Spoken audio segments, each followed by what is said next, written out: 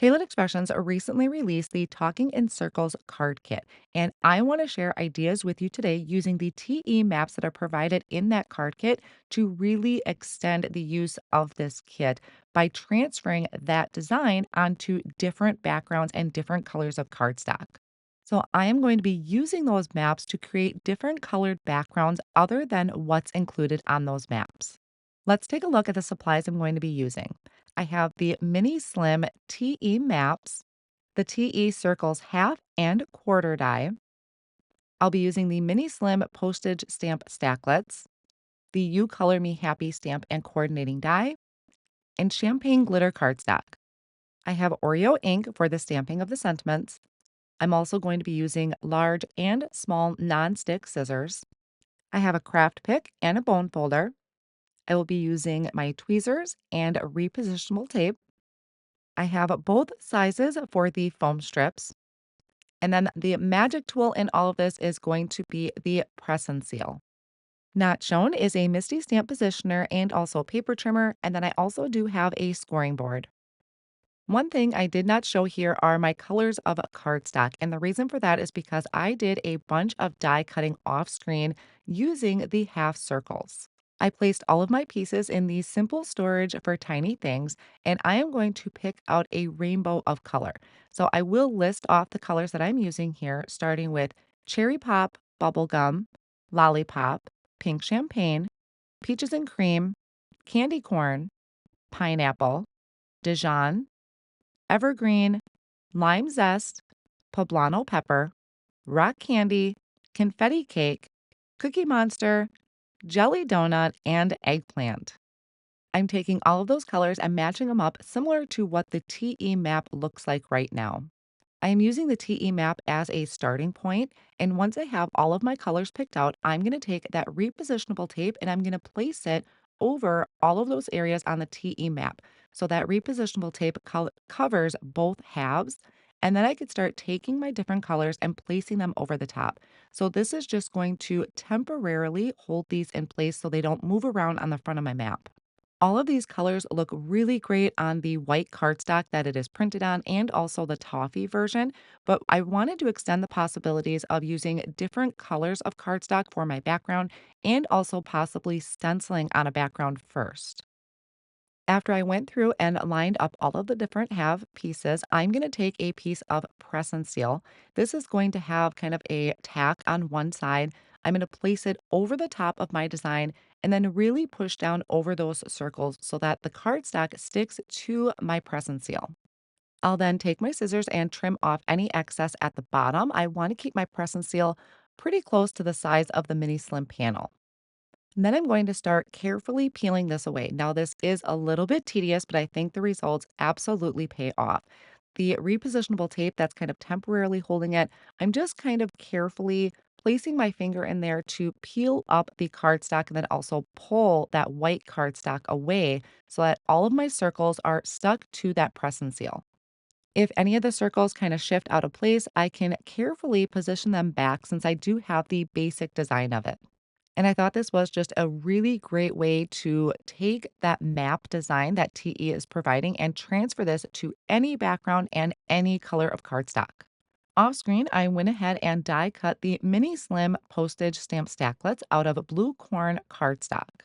I'm taking the foam strips, and this is the thicker version, and I'm using my scissors to create kind of a fringe on the strips so that I can place them behind all of those circle halves to pop them up for a little dimension.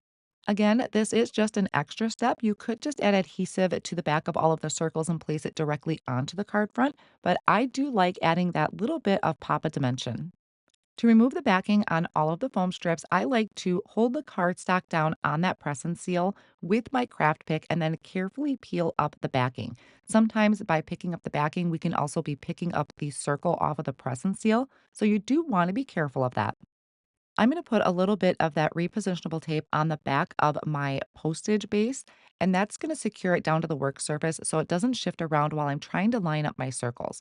So I'm looking through the press and seal and I'm going to place that down, trying my best to get the margins as even as possible. You could also possibly put some liquid glue on the back of those foam squares or those foam strips to give you just a little bit more wiggle room, and then I can carefully peel up the press and seal. And now I have that really fun design transferred to a different color of cardstock. This was a lot easier than me trying to eyeball all of those halves up onto the card front itself. I created a card base using a sugar cube cardstock and my scoring board. And once I fold that in half and reinforce that fold, I'm going to line the back of my panel with some of the foam strips as well. This is the same depth and dimension as what I used on my circles. You could add it directly to the card front or use thinner foam. I just was really in a dimensional mood when I was creating with this kit. Then again, once I remove the backing, I can place this on the front of my card base. I do have the card base held together with a little bit of that repositionable tape in the inside so that it doesn't pop open on me and I can line that up straight. I will add a sentiment to this in just a little bit. I wanted to create one more card using this same type of technique. I picked out another design off of these TE maps in the mini slim version. There's also the A2 size version as well. And for these colors, I am using confetti cake, cookie monster, tropical punch, and champagne glitter cardstock. This one is using all quarters, and this one is a little bit more tedious, a little bit more time consuming, but I think the end results again absolutely pay off. So I had put that repositionable tape on all of those areas to hold all of those quarter pieces in place, put the press and seal over the top, and I will put a disclaimer here that the glitter cardstock did not want to stick to the press and seal very well. So this one was a little harder to take off of that card base. I kind of let the glitter pieces just float off if it needed to be, and I could fix those later on. It was pretty easy to match those up since I did have the other color cardstock in there. I have a card panel die cut once again from that mini slim postage stacklet, this time die cut out of sour gummy. I had lined the back of all of those quarter pieces with small pieces of foam strips, removed the backing, and placed that over the top of my card panel. And even though this one was a little bit more work involved with it, I absolutely love how that color combination came out. So this one, I am lining the back with the thinner foam strips. So this one isn't going to have as much dimension as my other card. Again, I held my card base together with that repositionable tape in the inside and then placed my panel over the top. The sentiment that I'm going to pick out is from the You Color Me Happy stamp set. When I pulled this out of the packaging, apparently I had already stamped and die cut all of the sentiments. So I am using what I already have stamped. This is stamped on sugar cube cardstock in Oreo ink, and I most likely used my Misty stamping tool. I picked out sentiments that I thought went really well with these backgrounds, like "Hope your day is a masterpiece," because I feel like that is a masterpiece. And then "Sending you a rainbow of happiness" just went so perfectly with that rainbow background. Now, both of these sentiments, I did put some of the thin foam strips behind them and pop them up on the front of my card. The mini slimline is such a really fun size, and I really like that Tailored Expressions carries envelopes that are going to fit these. So I hope this idea of being able to take that TE map and transferring it to any background that you want to create with these helps inspire you with this card making kit. All of these supplies will be linked down below in the video description and over on my blog. This kit is only available while supplies last.